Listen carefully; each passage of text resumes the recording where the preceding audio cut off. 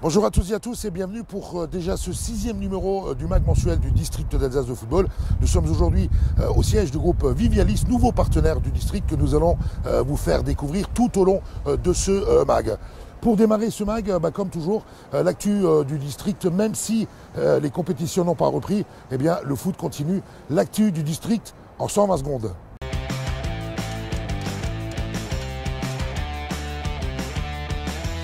On démarre ce 120 secondes avec du e-foot. Après le succès de ses 2 premières éditions de l'e-Alsace Cup, le district d'Alsace de football lancera dans quelques jours sa première compétition e-foot en ligne par équipe avec le concours de meilleurtaux.com Colmar.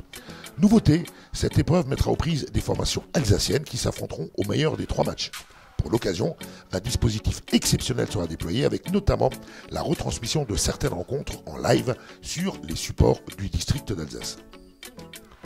Présenté le mois dernier dans le MAG du district, le Challenge National PEF joue les prolongations. Destiné à valoriser les initiatives solidaires et citoyennes des clubs, cette opération a été décalée par la Fédération française de football de quelques semaines. Les clubs qui le souhaitent ont désormais jusqu'à fin mai pour déposer leur dossier auprès du district d'Alsace. Retrouvez toutes les infos sur notre site internet. On continue ce 120 secondes avec les formations Je refais le foot dans le cadre du projet J'ai rêvé le foot. 2 sessions de formation Je refais le foot seront proposées en visio les mardis 2 en après-midi et mercredi 3 mars en matinée. Ludiques et interactives, ces formations sont ouvertes aux licenciés des catégories jeunes des U13, U13 féminines ou U18, U18 féminines, sous réserve des places disponibles. Inscrivez-vous vite sur le site du district d'Alsace de football. À l'heure des vacances scolaires d'hiver, le district d'Alsace a souhaité mettre à disposition des clubs des informations sur la possibilité de pratiques autorisées tout en rappelant les conditions à respecter dans le contexte sanitaire. Consultez sur le site internet les nombreux supports techniques détaillés diffusés afin de faciliter l'organisation de séances adaptées des U7 jusqu'au U18. Et puis un peu de radio pour finir. De retour depuis début janvier, l'émission 100% Racing continue chaque semaine de mettre à l'honneur un club amateur alsacien sur les ondes de France Bleu Alsace. Comme le FCE Reichshofen, le FC Xantal ou encore le FC Lampertheim ces dernières semaines. Participez vous aussi à cette émission valorisant les clubs de foot alsaciens en vous inscrivant sur le site internet du district.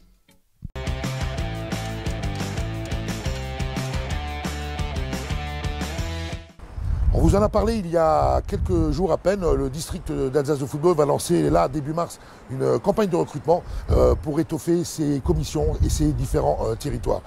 Marc Hogg, notre secrétaire général, vous explique cette campagne de recrutement qui démarre.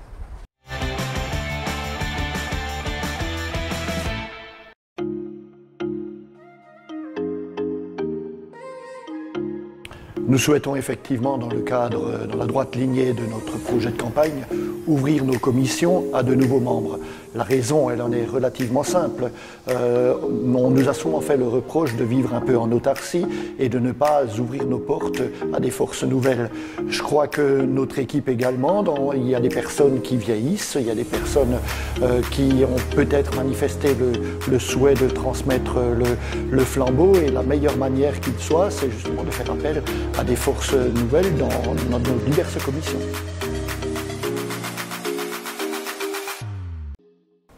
Je crois qu'aujourd'hui, il est difficile d'estimer le nombre de personnes que nous souhaitons recruter. Je crois surtout qu'aujourd'hui, nous avons des membres dans nos commissions qui font un travail absolument extraordinaire. Ces personnes ont le savoir. Et je crois qu'aujourd'hui, il faut se nourrir de l'expérience de ces anciens, et je compte sur tous ces anciens pour former cette jeunesse qui vient avec toute sa fougue, avec tout son savoir également, avec de nouvelles méthodes de travail, que les jeunes profitent de l'expérience des anciens.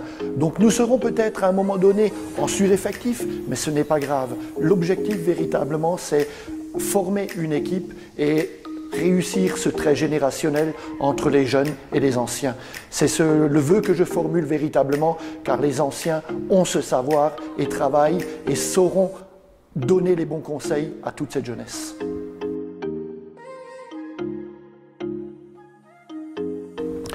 Être membre de commission, déjà, c'est être passionné de manière désintéressée. Certes, on peut venir d'un club, on peut défendre les couleurs d'un club, mais lorsque l'on rentre au district, il y a un devoir de neutralité qui me paraît important. Cela ne signifie pas que lorsque l'on rentre au district, qu'on n'ait plus besoin, on n'ait plus le droit d'être dans un club. Je crois que ce n'est absolument pas antinomique. Par contre, rentrer au district signifie également qu'il y a une charge de travail. On ne vient pas simplement s'asseoir autour d'une table et discuter et juger des personnes dans le cadre d'une commission de discipline.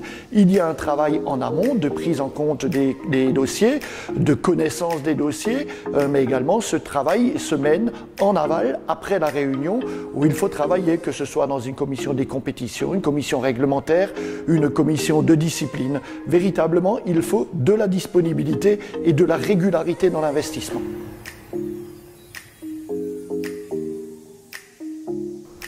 La qualité première d'un membre de commission, c'est l'écoute, et la seconde, c'est l'ouverture. Je crois qu'au district, nous ne détenons pas le savoir. Le savoir, il doit être partagé avec nos clubs.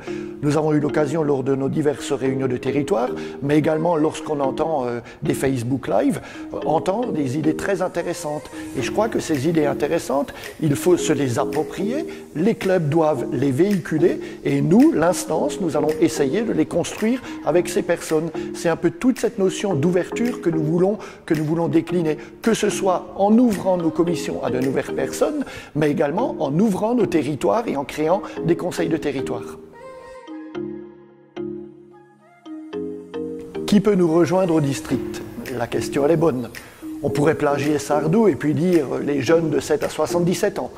On n'ira pas jusqu'aux jeunes de 7 à 77 ans, mais je dirais qu'à partir de 18 ans, on peut très bien rentrer au district, à partir du moment où on est animé par cette passion et qu'on a envie de donner du temps pour les autres. Lorsque l'on rentre au district, il faut savoir qu'on va y consacrer du temps. On y consacre du temps comme on consacre du temps dans un club. Il faut également un certain nombre de compétences. Je crois qu'une personne qui est passionnée de juridique aura toute sa place chez nous dans une commission réglementaire. Une personne qui a le sens de l'organisation aura toute sa place chez nous dans une commission des compétitions. Une personne qui a envie de développer le football féminin aura toute sa place également chez nous dans une commission de football féminin. Une personne qui a envie de développer le tech-ball, même si le tech-ball n'est fait pas encore partie de la fédération, mais qui a envie de développer les pratiques diverses, aura toute sa place chez nous. Véritablement, nous sommes ouverts à toutes les personnes. Nous voulons véritablement ouvrir notre football, nos commissions, à tous les membres, à toutes les personnes qui ont envie de donner de leur temps et de partager cela dans une bonne ambiance. Eh bien, pendant tout ce mois de mars, où nous allons un peu draguer notre auditoire, nous allons mettre un certain nombre de vecteurs de communication en place, quelques clips. Nous allons également faire partager les expériences de certains de nos membres pour montrer comment ça se passe, mais également, surtout, c'est une volonté d'ouverture. Tous les moyens que nous allons mettre en place, ce sont des moyens pour démontrer que nous sommes ouverts à tout le monde. Alors, véritablement, que les personnes n'hésitent pas à nous rejoindre, répondent à cette campagne de recrutement. Nous les entendrons, nous les laisserons même participer à la vie du district pendant quelques mois. Et si, ma foi, cela ne leur plaît pas, nous nous quitterons en bon ami, il n'y a pas aucun souci. Alors n'hésitez pas à nous rejoindre, c'est avec vous que nous allons construire ce football de demain. La co-construction du football, elle débute aujourd'hui avec vous.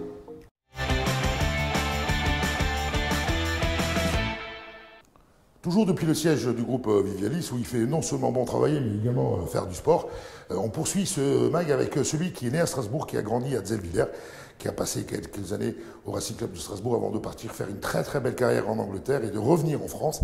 C'est aussi l'un des deux Alsaciens à avoir participé à une Coupe du Monde, ma vie d'amateur, avec Morgan Schneiderlin.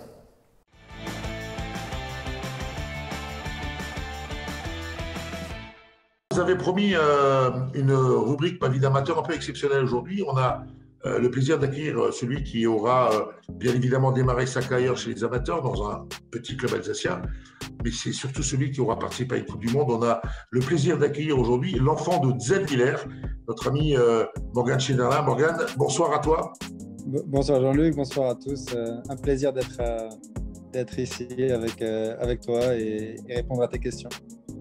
Alors, ma vie d'amateur, ça veut dire aussi qu'on sait que derrière chaque footballeur professionnel se cache un amateur. Moi, j'ai envie de te demander, la toute première des questions, c'est comment tu es venu au foot du côté de Zellwiller?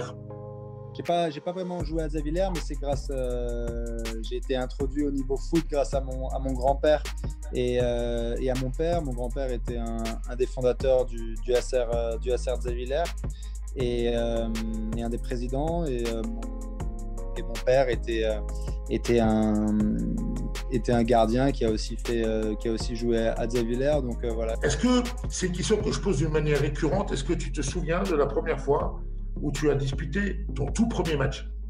Je me souviens pas de mon premier match. Non, je me souviens pas de mon premier match. Je me souviens de beaucoup d'entraînements que j'ai fait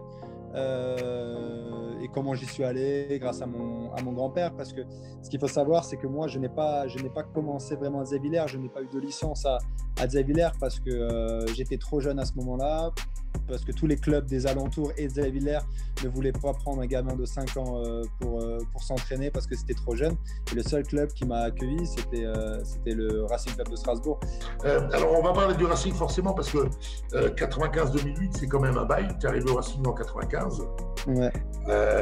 Au centre de formation. Et moi, j'ai un souvenir extraordinaire alors c'est un souvenir personnel, le match du centenaire du Racing en 2006. Ouais. Tu rentres, tu es tout jeune, tu es membre du centre de formation du Racing et tu rentres avec le maillot numéro 100 sur les épaules. Ouais. Est-ce que tu te rappelles de ce moment-là?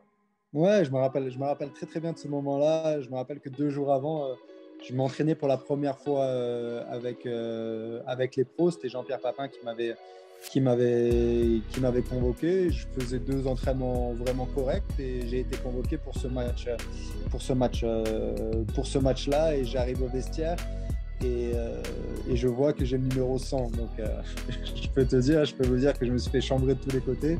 Tout le monde me disait fiston du club. Donc c'était assez marrant. Autre question qui peut être intéressante, c'est que tu es parti très jeune du Racing, puisque voilà, on s'est un peu cassé la figure. Tu avais 18 ans quand tu es parti en Angleterre.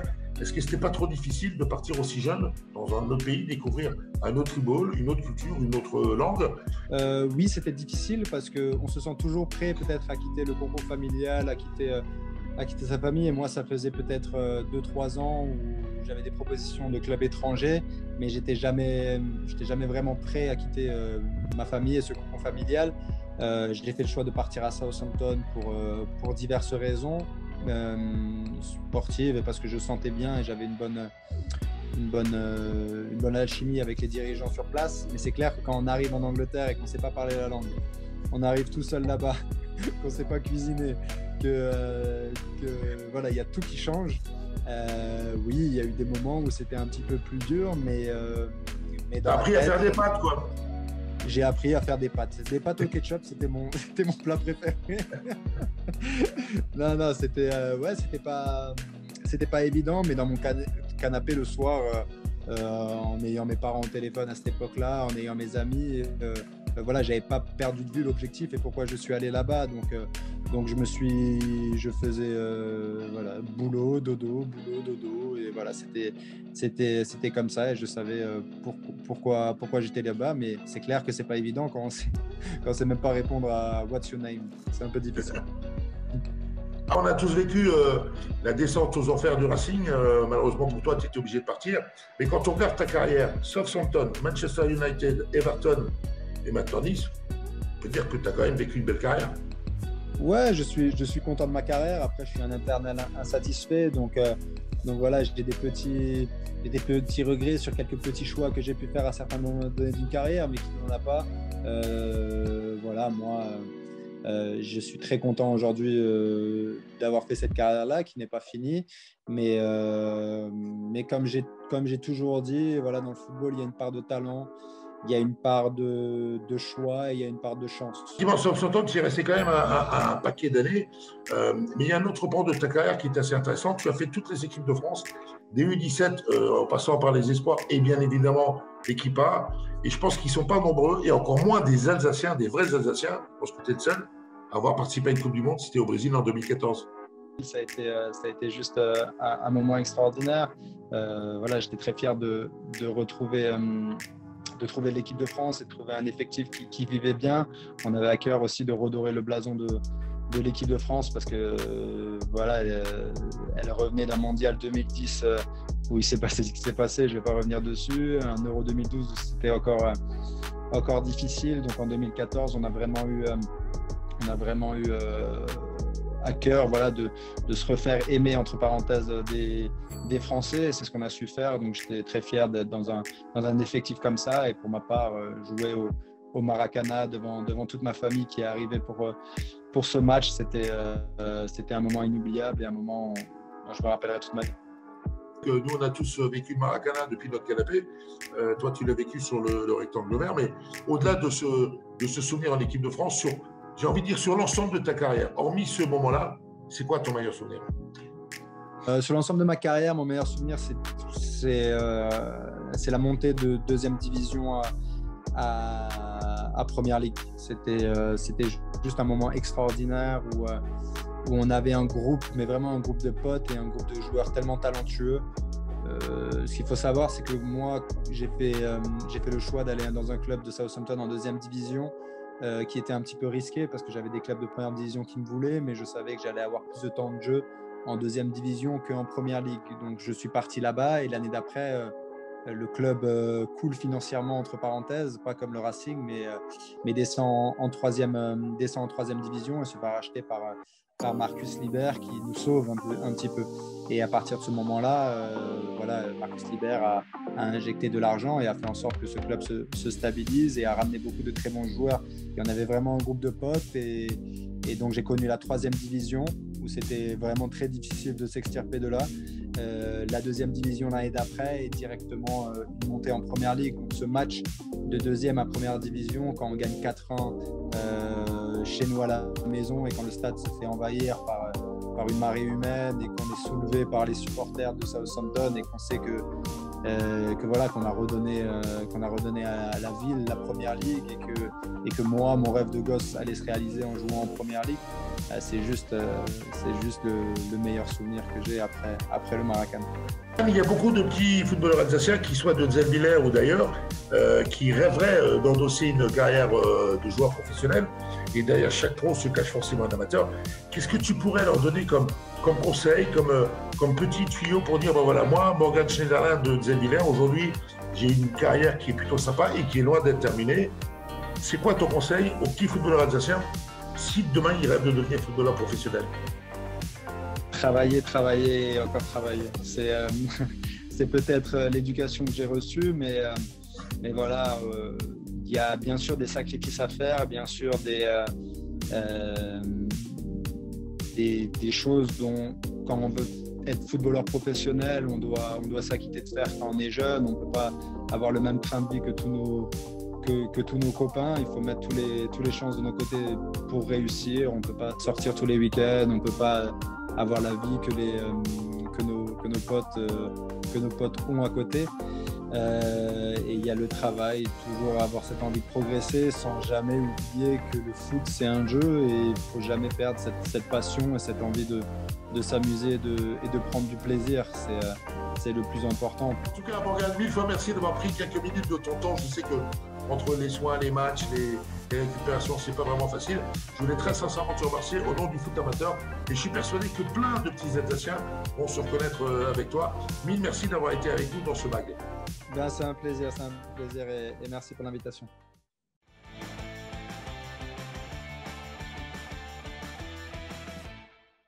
Alors vous l'avez vu depuis le début de ce mag de février, nous sommes aujourd'hui reçus par le groupe Vivialis, nouveau partenaire au sein du district, notamment via les coupes et challenges des équipes réserves. Et on est reçu par Pierre Aubert. Bonjour Pierre. Bonjour Jean-Luc, et merci d'être parmi nous.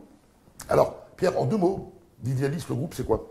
Alors le groupe Vivialis, c'est tout d'abord une société familiale et le premier constructeur alsacien de logements. En quelques mots, le groupe Vivialis, c'est 370 collaborateurs, c'est 5 grandes régions d'implantation et c'est 1200 logements construits par an. Et c'est surtout 4 entités très distinctes et différentes, mais complémentaires. Tout à fait. Alors le groupe Vivialis, c'est 4 activités effectivement qui sont totalement complémentaires et qui permettent d'accompagner le client tout au long de son parcours de vie. Le groupe Vivialis a l'ambition d'être le promoteur du parcours résidentiel et de rendre accessible l'habitat sain pour tous. Au travers de ces 4 activités, comme je vous l'ai dit, on peut accompagner le client. Tout d'abord, l'habitat collectif avec la marque Trianon Résidence, qui est notre bâtisseur de résidence labellisé Bâtiment Sain. On a ensuite le pôle intermédiaire avec la marque Carré de l'Habitat, qui est le créateur du concept Duplex Jardin. Ensuite, nous avons le pôle maison individuelle avec les maisons Stéphane Berger et les maisons Oxygène qui sont certifiées NFHQE pour haute qualité environnementale. Et enfin, le pôle aménagement foncier, lotissement, avec la société Terre et Développement que je représente aujourd'hui et qui favorise la biodiversité, qui favorise la qualité de vie de nos habitants et qui lutte pour la limitation de la consommation des ressources naturelles. Alors on voit que c'est un groupe très ancré en Alsace. Est-ce que le fait de venir rejoindre le rang des partenaires du district d'Alsace de football vous a semblé naturel? Alors ça nous a effectivement semblé tout naturel. Notre vision, notre ambition nous a permis d'obtenir le label Alsace Excellence. Et les valeurs du foot sont en totale résonance avec les valeurs du groupe. Nous avons 3 valeurs, respect, performance et plaisir. Donc on avait tout pour bien s'entendre. Et au-delà de ça, le groupe Vivialis, c'est un acteur de l'économie locale avec des partenariats qui sont passés avec des entreprises alsaciennes qui participent à la construction de nos logements, mais également le soutien d'associations de la culture, avec notamment la participation à l'industrie magnifique. Donc il nous a paru effectivement tout naturel de soutenir le sport et notamment le foot alsacien amateur qui fait partie de nos vies quotidiennes à beaucoup d'entre nous, je pense. Alors le groupe Vivialis, partenaire du district d'Alsace de football, on aura l'occasion de revenir vers vous, notamment les présidents de club, les dirigeants de club, au travers de Terre et Développement, mais ça fera l'objet d'une autre vidéo. Pierre, merci. Merci à vous. Alors s'il y a bien une rubrique qui vous plaît dans ce Mac Vidéo, c'est bien évidemment celle des filles du district. Nous sommes allés cette semaine du côté d'Ensisheim pour un nouveau derby, puisqu'Ensisheim affronte Ungersheim, son tout proche voisin, qui, pour succéder à Westhus Utenheim, réponse en images.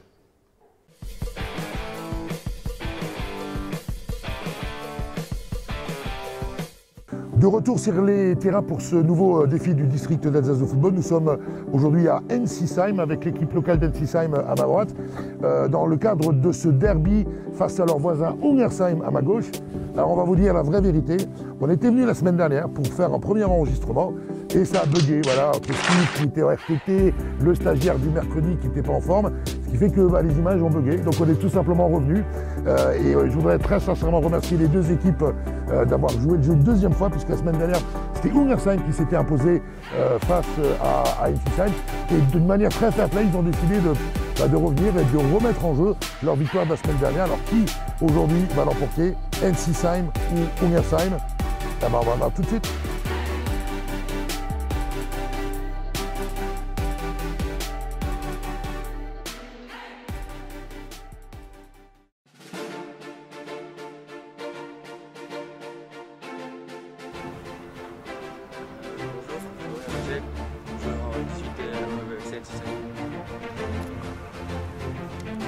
Allez, c'est parti. Lui, il en a mis 40 sur le poteau tout à l'heure. On va voir s'il va être meilleur aujourd'hui. Ah bah voilà, c'est déjà 1. Ça fait 2. C'est bien parti. Ça fait toujours 2. Allez, on lance les bananes. Voilà. Attention, celle-là va aller au-dessus. Non, même pas. Top. 2 points pour Florian. Bon, moi, il les a mis dedans aujourd'hui. À l'entraînement tout à l'heure, il les a mis sur le poteau. Allez, c'est parti avec Jules. Ah, ils ont travaillé cette semaine à l'entraînement, ça se voit. Bon, ça fait toujours 0, Jules. Ouais, là, ça fait toujours 0. Ça, dommage, encore un poteau. Ouh, dommage. Allez, Emma, montre-le au garçon. Ah bah avant, c'était mieux, ma grande. Hein. Le bordel, mais quand même. Ouh là là. Tutoie la barre transversale. Ah, il est étonné aussi, celle-là. Ah bah ouais. Je compte pas. Désolé.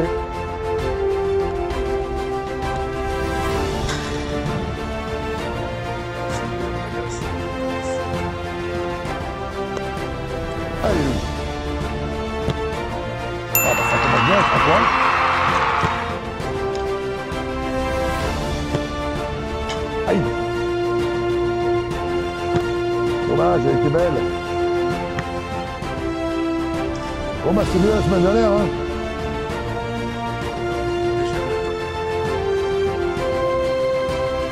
Allez Nathan. Ah ouais. Aïe. On ne dit pas des gros mots sur un terrain de football. Ouh, dommage. Bon bah dommage.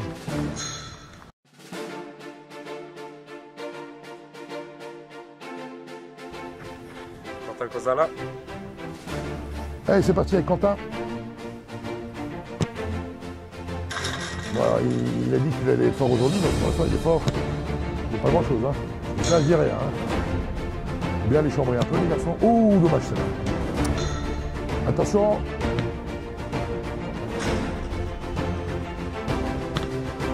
Ouais. Je crois qu'après avoir vu ça, et ça c'est magnifique. on peut mourir tranquille. Chalère Maxime. Allez, c'est parti avec Maxime Chalère. Il a mis aussi avant à l'échauffement, quelques-uns. Ouh, j'ai mis 10. Voilà, ça, ouh, ah, il est chaud patate ce matin, notre ami Maxime. Ouais, ça fait 3 points comme au mais pas pour lui. Et bah. Anthony Laferrari, alors il appelle la Ferrari. On va voir si c'est une Ferrari ou si c'est des chevaux. Ouais, 0. Toujours 0. Ouh, ça méritait mieux ça. Aujourd'hui, dommage. Bon bah c'est une Ferrari un peu vieillissante, hein. Testarossa, ouais. Ouais, le pied gauche. En tout cas, un excellent collègue de travail, qui vous dire, ah bah Antoine, Jean Robin, c'est bien parti. L'honneur du district est sauf. Ah bah une petite bise, celle-là on va la mettre dans le bêtisier aussi. Oula. Oui normal, ça c'est Omersheim, ils sont spécialistes en drop. Mais en tout cas bravo Robin. Allez, Taylor, le 5e joueur, tireur pour FC Omersheim. Est-ce que tous les tireurs d'Omersheim marqueront un point ou pas? On va le savoir dans pas longtemps. Aïe, dommage. Wow, bah voilà, on a trouvé le bûcheron. On a trouvé le bûcheron. Mais joli 0 pour Taylor. Voilà, c'est la fin de ce défi du district. Alors, l'honneur sportif est sauf puisque la semaine dernière, Omersheim avait remporté la première manche, ils ont remporté la deuxième, 12 points, 3 points pour nos amis d'Ensisheim. En tout cas, je voulais vous remercier très sincèrement toutes les deux équipes d'avoir joué le jeu une deuxième fois. On était contents de revenir sous le soleil orinois ici à Ensisheim. Et donc, bien évidemment, Omersheim prend la tête du classement général de ce défi du district. Alors si vous aussi vous avez envie de participer au défi, vous nous écrivez, vous nous envoyez un mail, un fax, un téléx, un cheval, bref, vous nous faites parvenir les infos. Et comme vous avez été sympa avec nous, on va être sympa aussi avec vous. On vous offre encore une fois à chacun 5 ballons pour vous remercier d'être venu en ce mercredi, parce qu'on avait juste envie de le faire et puis voilà, on a eu un bug. Voilà, merci à tout le monde. Et puis nous, on poursuit notre magazine vidéo du mois de février.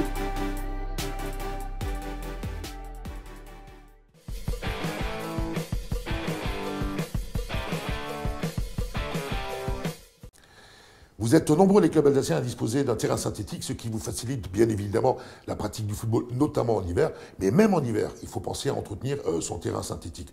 Avec EPSL, notre partenaire, on vous montre comment faire.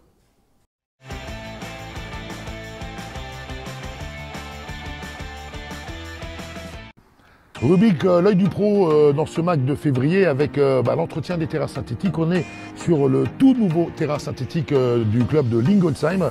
Terrain synthétique de génération posé par EPSL, notre partenaire, avec Jean-Luc Hamburger, son dirigeant. Bonjour Jean-Luc. Bonjour Jean-Luc. Alors, en quoi ce terrain est-il tout nouveau et tout révolutionnaire ? Ce terrain est révolutionnaire aujourd'hui parce qu'en fait de plus en plus on a des demandes pour livrer des terrains de plus en plus naturels. Et donc ça c'est un nouveau concept qui est de notre partenaire Eurofield, qui est l'entreprise numéro 1 en France et entreprise française également, je tiens à le préciser. Et c'est ce qu'on appelle un terrain semi-pur avec lestage de sable, c'est-à-dire qu'en fait on a une densité de gazon qui est beaucoup plus importante que sur d'autres procédés. Et nous avons ce lestage de sable qui permet aujourd'hui d'éviter des remplissages, que ce soit en liège, des remplissages en pneus recyclés et autres, et qui plaisent beaucoup plus aujourd'hui aux collectivités qui veulent, par sensibilité ou par prudence, éviter des remplissages différents. Alors on est en plein hiver, même si aujourd'hui on a plutôt l'impression d'être au mois de mai. On a tourné ça hier, jeudi, hein, donc il fait toujours très très beau. Mais c'est pas parce que le terrain est synthétique qu'il ne faut pas l'entretenir. Et Jean-Luc, avec vos équipes, dans quelques instants, on va parler justement de ce qu'il faut faire comme entretien sur un terrain synthétique. Mais avant de rejoindre vos techniciens, Jean-Luc, un petit mot sur EPSL, parce que EPSL, c'est pas que du terrain synthétique ou de l'entretien de terrain synthétique, c'est plein d'autres choses. Donc ces autres activités ont d'abord été tout ce qui est aire de jeu pour les collectivités, pour les enfants, mais évidemment, mais pour les collectivités. Et nous avons aussi, bien évidemment, ayant une carte avec un fabricant et un partenaire avec un fabricant de gazon synthétique, développer cette activité. Aujourd'hui, je dirais qu'en Alsace, nous avons un peu plus de 70 références en gazon synthétique et nous développons bien évidemment cette activité aussi géographiquement sur une grande partie du Grand Est.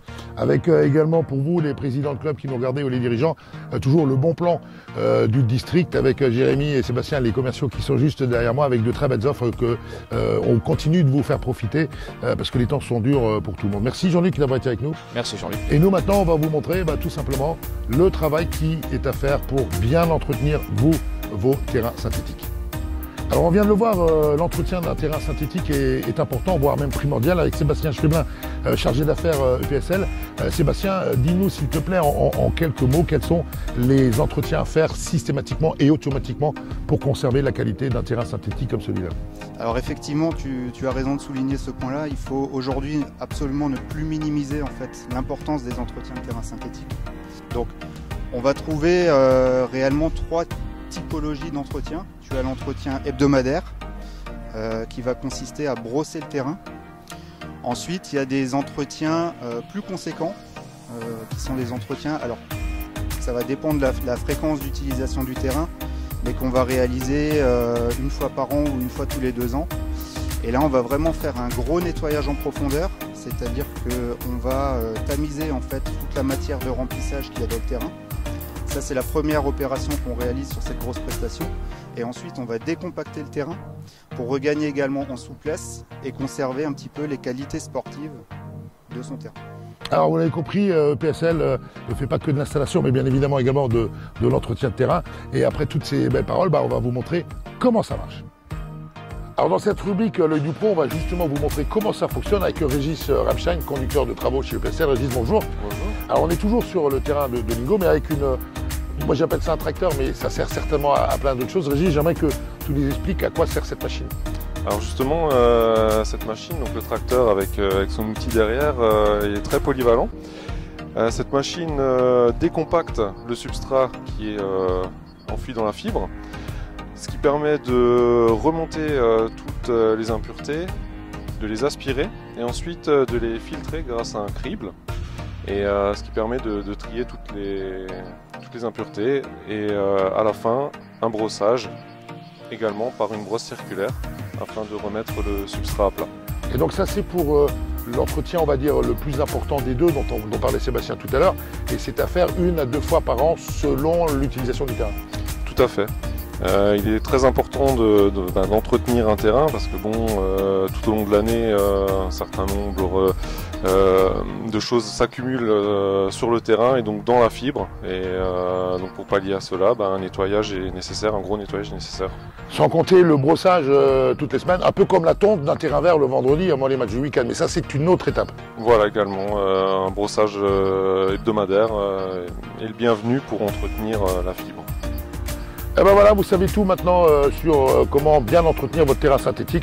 On va vous mettre les coordonnées de EPSL si vous disposez vous dans votre club d'un terrain synthétique. Pour les contacter, n'hésitez pas, ce sont juste des pros. Régis, merci. Merci.